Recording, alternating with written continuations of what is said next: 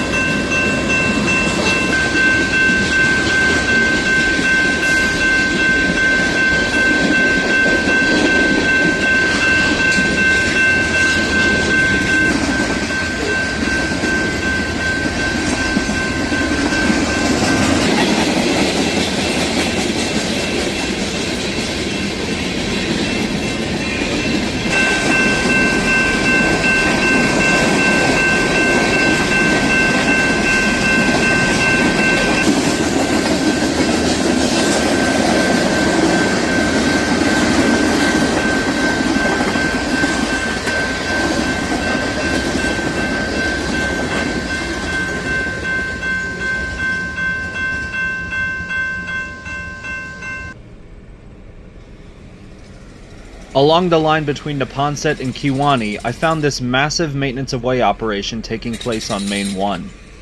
Once I got to the next crossing, I saw what they were doing, replacing aging tie plates and installing new rails.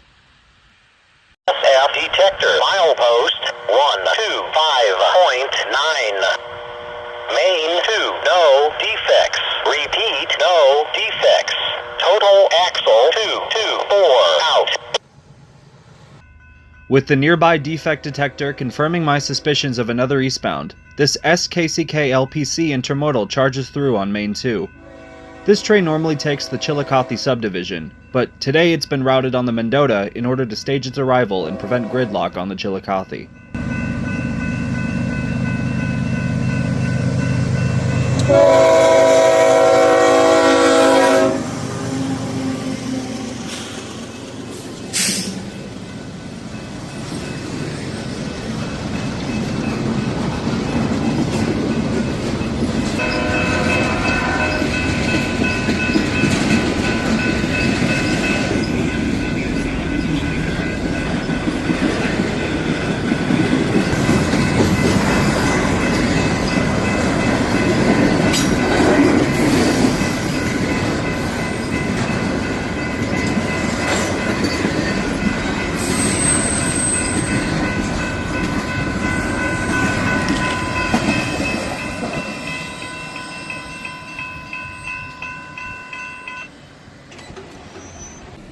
As I continued down the line, I saw both intermediates displaying the default aspect, which meant nothing was lined. So I continued into Galesburg, but before I got to my first railfanning spot, I made sure to stop at one of my favorite places in downtown. This is Coney Island, an iconic diner that's been serving customers since 1921. I got 2 chili dogs with hot sauce, some mac and cheese, and a cream soda. The food probably won't blow you away, but the amount of memorabilia in this place is more than enough to justify stopping here for a quick lunch. After lunch, I arrived at Galesburg's Amtrak station, which shares the property with the Galesburg Railroad Museum. I would have gone inside, but they weren't open on the day I went, though this massive Chicago, Burlington, and Quincy steam locomotive they have displayed outside was more than enough to satisfy my inner railroad history nerd.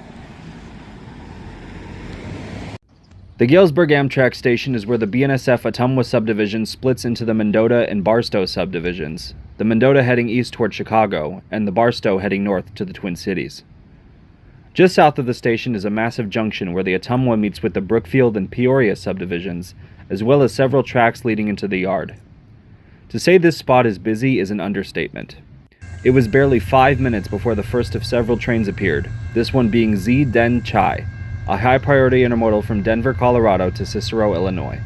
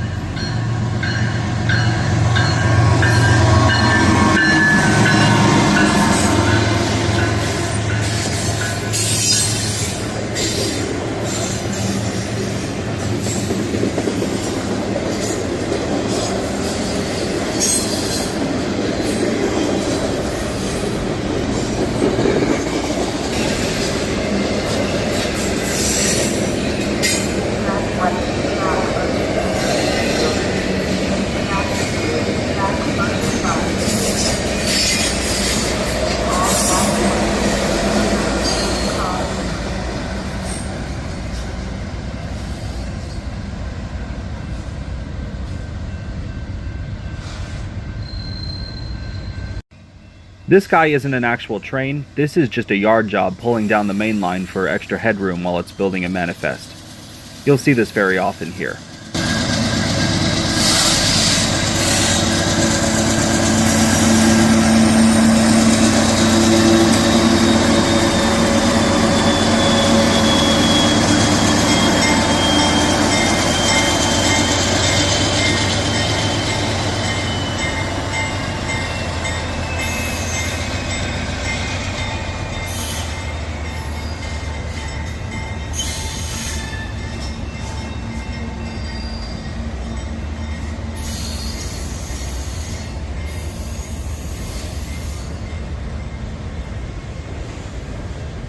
Running right behind the intermodal is this loaded coal CATM-CNM, bound for the DTE Energy Power Plant in Monroe, Michigan.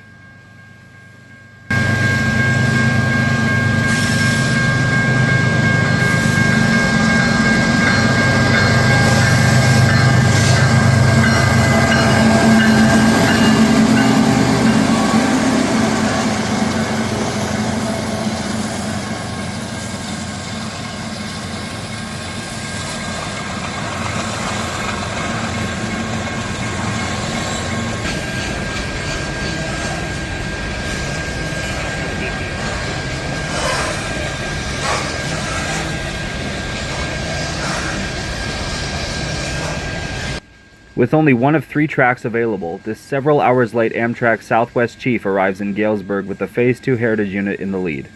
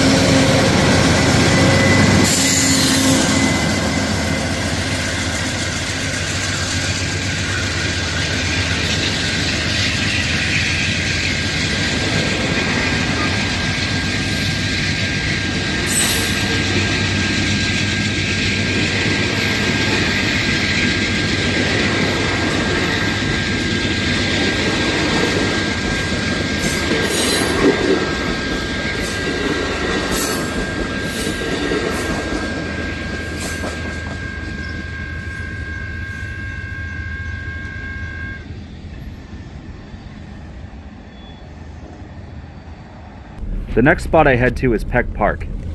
Peck Park is even busier than the Amtrak station because in addition to the Mendota and Barstow subs, you also have the Chillicothe sub running under them. It's barely 10 minutes before the first train arrives.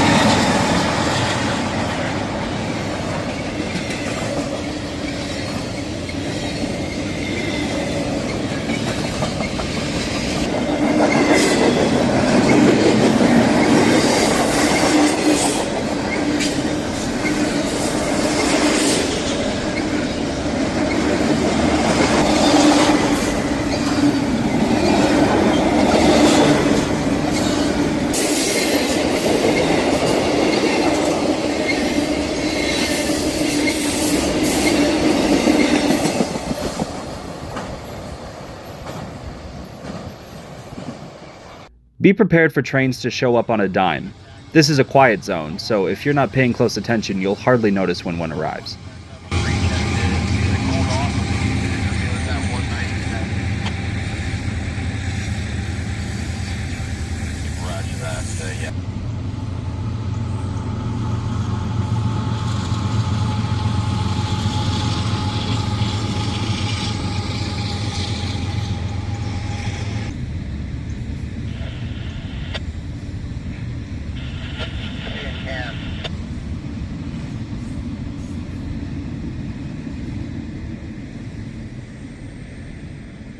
I heard the familiar rumbling of a Gevo, but what I thought was on the Chillicothe sub was actually above me coming off the Barstow.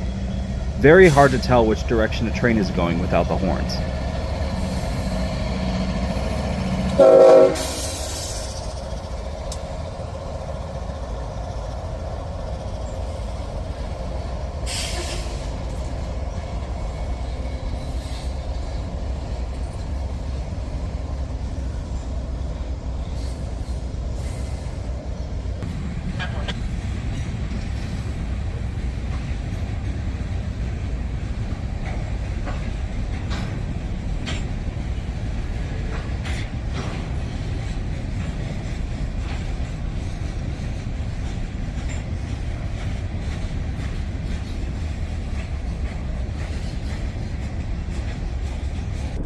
So I kind of shot myself a bit in the foot at Peck Park.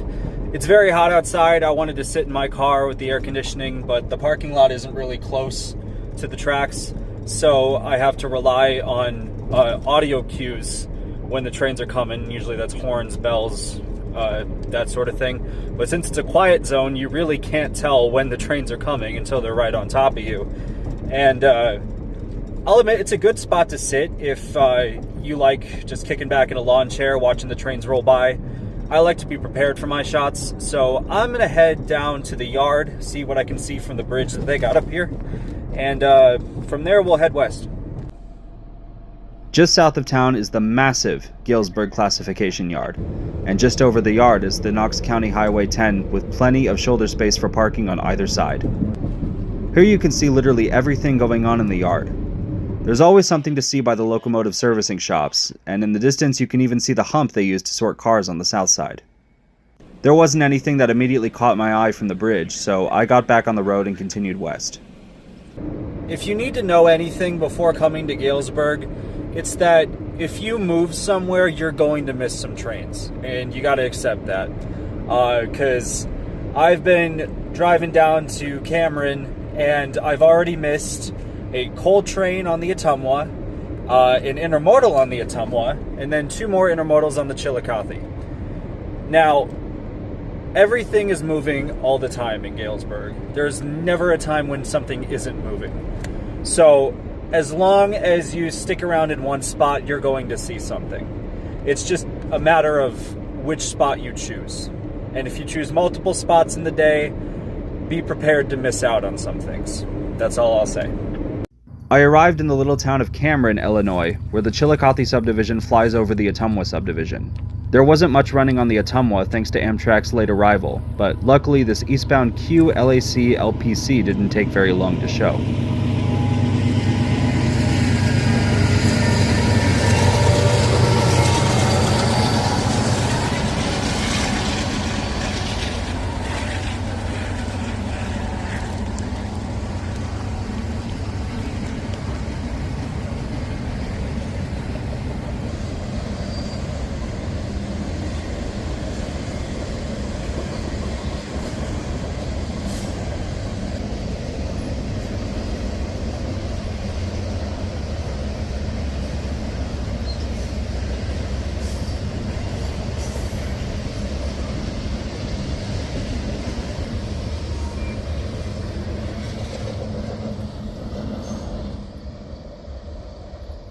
So it is hotter than hell outside right now. My camera and my phone batteries are dying real fast, so I'm gonna head west for a bit, let them charge, not really worry about getting any trains. I wanted to end the day in Fort Madison, so I think I'm just gonna head straight there. It gives me about an hour for everything to cool down and recharge, and gives me a chance to, I don't know, not worry about every little movement happening that I can't see. So, I'll see you again in about an hour. The drive on US 34 between Galesburg and Iowa is fairly boring, but thankfully I had an audiobook to keep me company. Today's audiobook is Deception Point by Dan Brown. I've been trying to read more political thrillers to help inspire me as I write my own, but unfortunately I don't think I'll be finishing this one.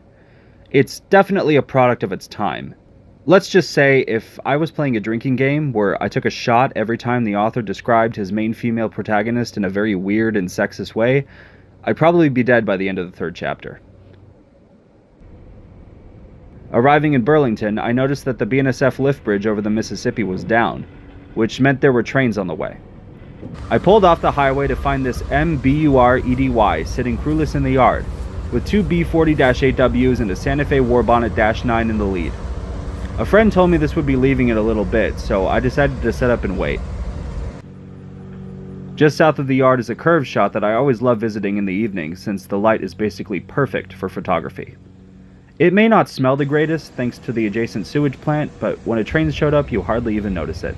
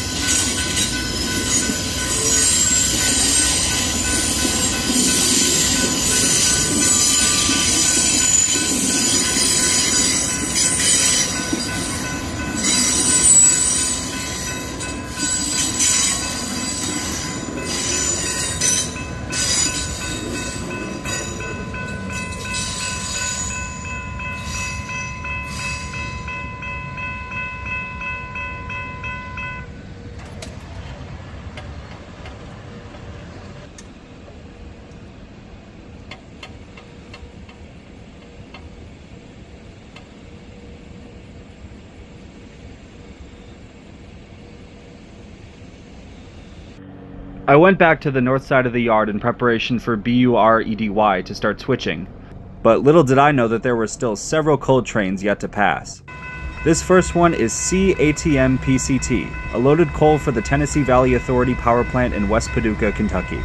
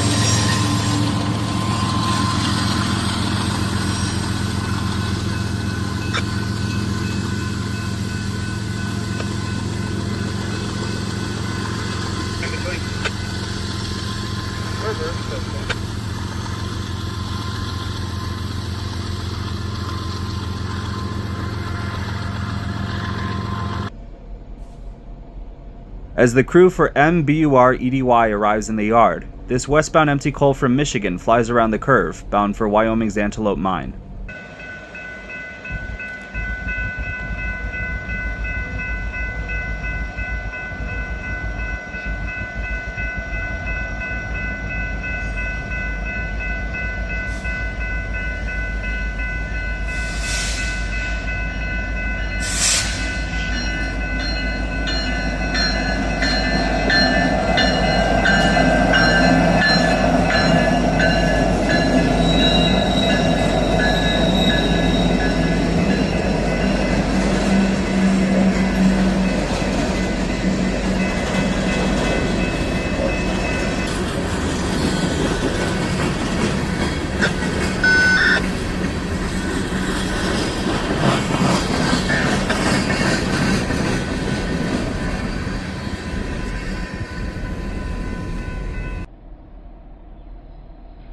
Yes, before, over. 663,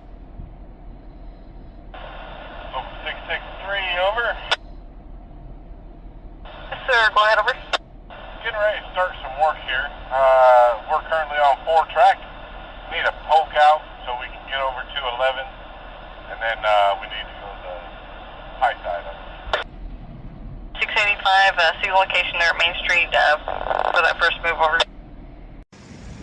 Now with the signal, a switch alignment, and permission from the dispatcher, MBUR-EDY can begin its work in the yard.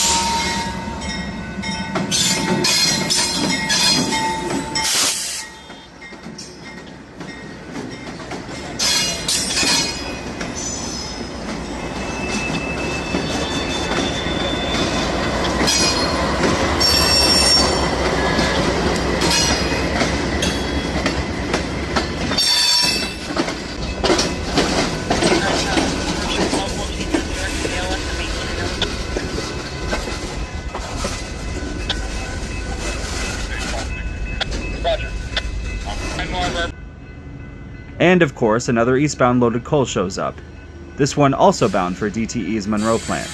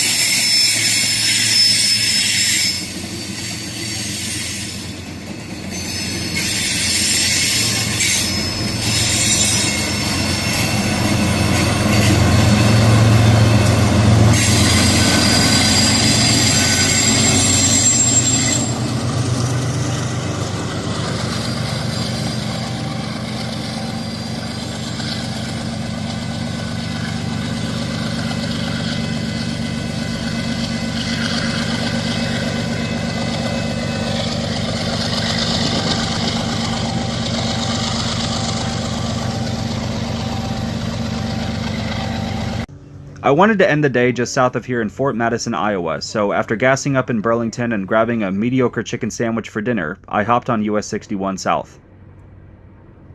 I came down the hill to Fort Madison to find this eastbound intermodal already going through. I would have chased it, but I didn't want to pay the toll to cross the bridge twice.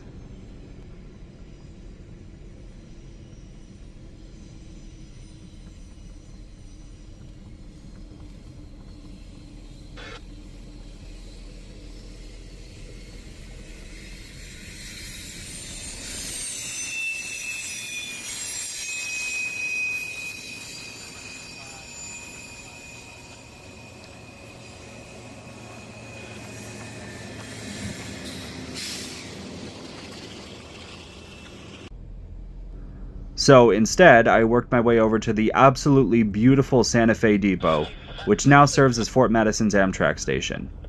This is one of my favorite places to railfan in the entire world, especially on a clear summer evening like this one.